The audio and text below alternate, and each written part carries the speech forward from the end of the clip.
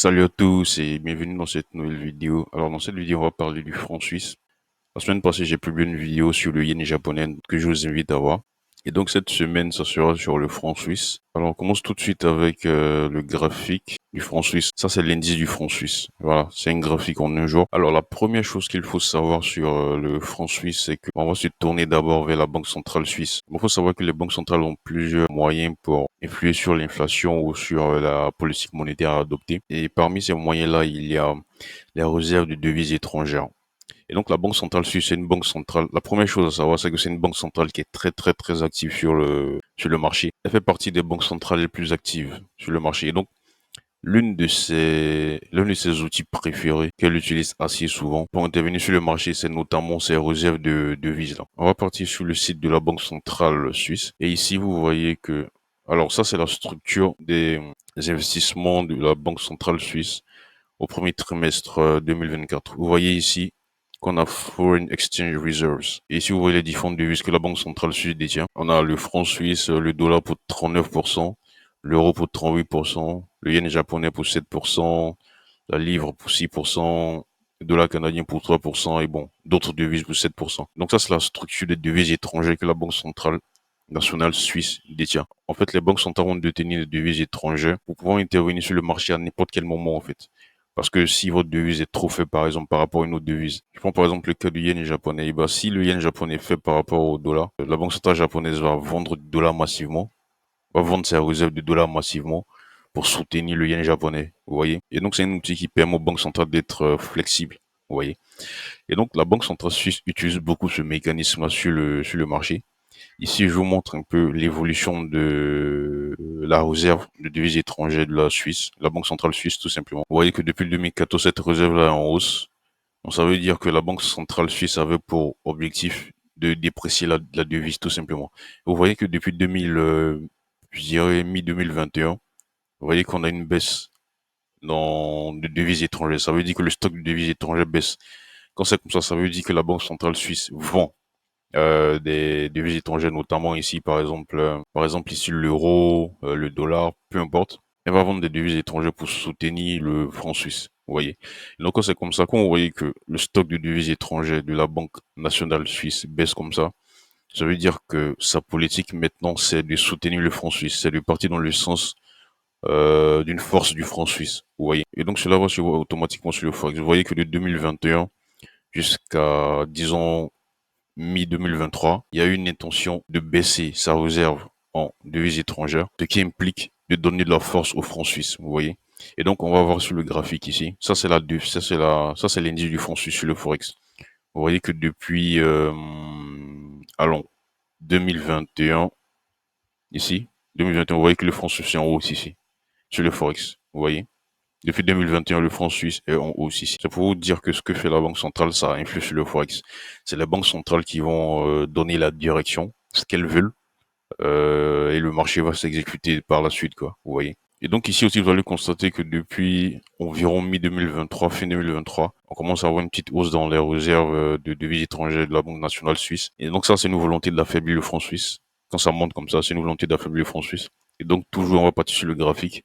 On va voir que voilà, ça, c'est l'indice du franc suisse. On voit que depuis environ fin 2024, début 2024 plutôt, fin 2023, le franc suisse, il perd de la valeur, tout simplement. Ça, c'est un outil à surveiller avec attention si vous tradez le franc suisse, c'est un outil à surveiller. La réserve en devises étrangères de la Banque nationale suisse. Et donc, pour voir ça gratuitement, parce que ça, c'est avec des outils payants. Le graphique que je vous montre ici, pour voir ça gratuitement, vous partez sur le site Trading Economics.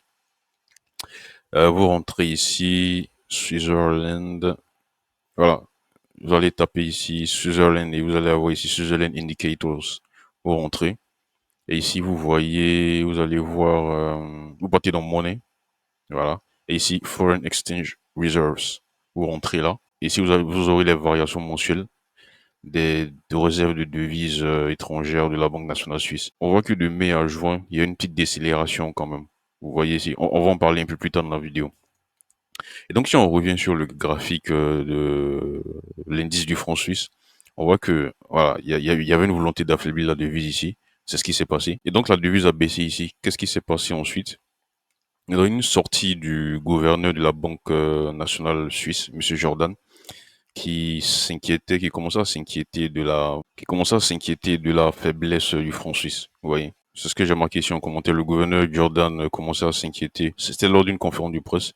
C'est commençait à s'inquiéter de la faiblesse du franc suisse, ce qui pourrait produire l'inflation, tout simplement. Vous voyez qu'ici, on est en dessous de 2%. Voilà. Ça tourne autour de 2%, mais on est en dessous de 2%.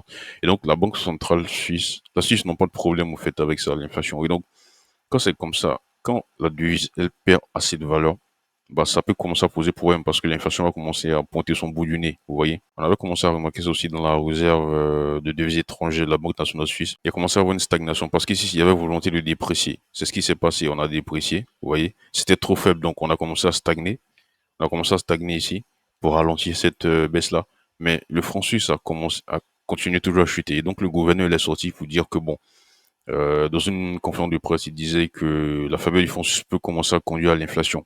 Vous voyez, à la reprise de l'inflation, quoi. Et donc ça, c'était au mois de mai, mais on n'avait pas encore les chiffres d'inflation en mai. Vous voyez, on avait les chiffres d'inflation en avril.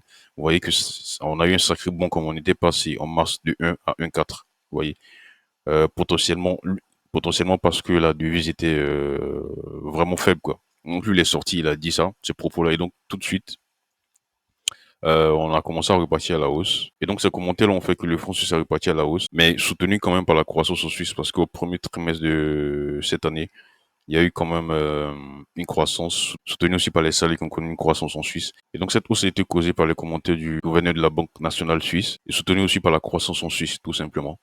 Et donc, après ça, on a eu cette hausse-là. Et qu'est-ce qui s'est passé ensuite? Ici, on a eu dissolution.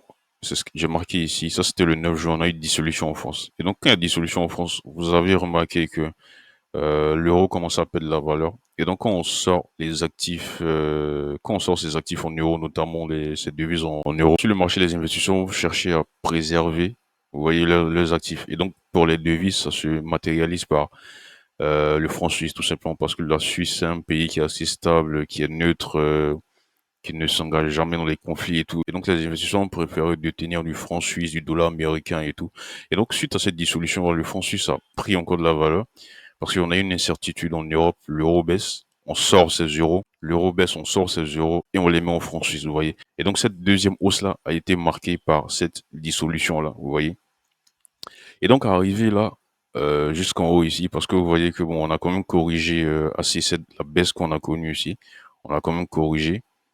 Et donc, qu'est-ce qui s'est passé après, lorsqu'on a eu cette hausse-là? Et donc, dans une autre conférence de presse, le gouverneur, il sort et il commence à s'inquiéter de la force du franc suisse encore. Et ben, nous, sur le marché, bah, on était, mais qu'est-ce qui se passe? Littéralement, 2, 3 semaines avant, vous étiez en train de vous inquiéter parce que le franc suisse était faible et tout. Et là, vous sortez et encore, et là, vous sortez pour dire que bah le franc suisse il est fort et tout. C'est dans ce sens-là que je dis que la Banque centrale suisse est une banque qui est assez réactive sur le marché pour ne pas et donc pour ne pas être à contresens de ce que veut la Banque centrale suisse.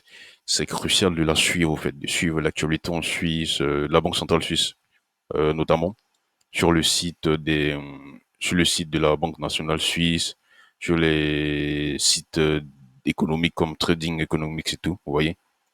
Et donc, il est sorti là, il a dit que bah, le franc suisse, bon, il a connu une hausse assez fulgurante cette dernière semaine. Je vais vous mettre ses commentaires ici. Alors le chairman, c'est lui, SNB chairman, c'est lui le gouverneur de la Banque nationale suisse, Monsieur Jordan. Et donc ici, il disait que Swiss franc has significantly increased in past weeks. Vous voyez, c'est vrai parce que c'est monté comme ça. Dû à quoi? Dû à son commentaire, dû à la croissance en Suisse et aussi ici dû à la dissolution en France. Bon, on peut l'accorder ça parce qu'il ne savait pas forcément qu'il y aurait eu dissolution. Vous voyez. Et donc bon, on peut l'accorder ça. Mais quand même sorti 2 à 3 semaines après pour dire que le français il est fort, bah, je trouve que c'est trop quand même. Et ici il a dit que frank appreciation due to political uncertainties. Tout simplement, c'est ce que je vous disais, c'est que dans cette deuxième hausse du franc suisse là, c'est dû à la dissolution en France tout simplement. Parce que, comme je vous l'ai expliqué tout à l'heure, bah, on a un risque en Europe, donc on sort ces euros pour les mettre dans des actifs qui sont plus sûrs, et notamment le franc suisse pour les devises. Et donc après ça, on a eu les chiffres d'inflation en Suisse qui sont sortis. Entre-temps, on a eu les chiffres d'inflation en mai, qui est sorti aussi à 1,4 qu'au mois d'avril. Bon, on peut dire que l'inquiétude était fondée, parce que quand même, c'est resté stable à 1,4 par rapport au mois d'avril. Et donc, ce qu'ils ont fait, c'est que le 20, on avait annonce des taux d'intérêt. Bah, ils ont baissé les taux d'intérêt, tout simplement en Suisse. Je vous montre ça. Là, on est sur le site de la Banque centrale suisse. On était à 1,50. On est passé à 1,25. Voilà. Ce qui est paradoxal avec cette baisse du taux d'intérêt là, c'est que c'était un peu paradoxal quand même. Parce que vous voyez ici, le vin, sur le marché, le vin ici, les intervenants s'attendaient à seulement 66% qu'on aura baisse de taux. Pourquoi seulement 66%? C'est pas assez quand même, parce que les récentes déclarations d'il y a un mois laissaient envisager que c'est pas sûr qu'il y aurait baisse du taux, parce que si vous vous inquiétez de la faiblesse du franc suisse, vous n'allez pas après baisser les taux, vous voyez. Et donc, un mois après, changer son discours, changer ses paroles et tout, bah, ça peut commencer à, dans la tête des intervenants du marché, bon, c'est un peu bizarre comme vous voyez. Et donc, c'est ce qui peut expliquer ici seulement les 66% qui prévoyaient une baisse du taux. Mais les 66% qui prévoyaient une baisse du taux, quand même, c'était logique parce que, comme le chairman de la Banque nationale suisse a dit, dans dans les semaines qui ont passé, on a eu quand même une hausse du franc suisse qui était catalysée par la croissance en Suisse et la dissolution en France. Et donc, ils ont baissé les taux. Le 20, ils ont baissé les taux. On est passé de 1,5 à 1,25. Ce qui potentiellement va faire baisser le franc suisse, quoi. Vous voyez. Et donc ici, c'était baisse du taux. Mais avant de passer à la baisse du taux, vous voyez que lorsqu'il a fait son commentaire pour dire que le franc suisse était assez fort, on a commencé à avoir une baisse, vous voyez.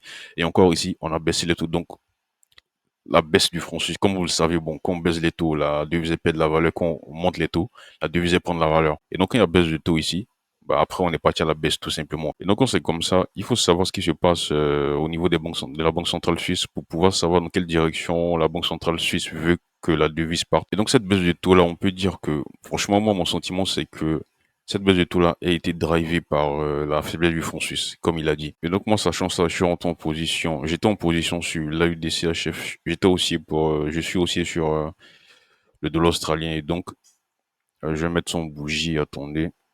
Voilà, et en 1 heure, c'est mieux, hein. Voilà. J'étais aussi sur le dollar australien, baissé sur le franc suisse, tout simplement. Parce que bah, je suis ce que la Banque centrale suisse fait, quoi, tout simplement. Et donc, c'était là. Dans une précédente vidéo, je vous avais montré ça, on était là. En fait, c'était une position en intraday, en day trading, que j'ai laissé couler après suite aux décisions de la Banque centrale suisse, vous voyez, qui faisait que j'étais baissé sur le franc suisse. Et donc après, bon, voilà, on est juste là, quoi. Et donc là, après, j'ai laissé couler la position, tout simplement. En fait, c'est pour vous montrer que, fondamentalement, quand tu es dans la direction de ce que la Banque centrale fait, tu ne prends pas de grands risques, au fait, tout simplement. Et donc, suite à la baisse du taux, on est parti à la baisse. Et après, et donc ici, on a à quel niveau?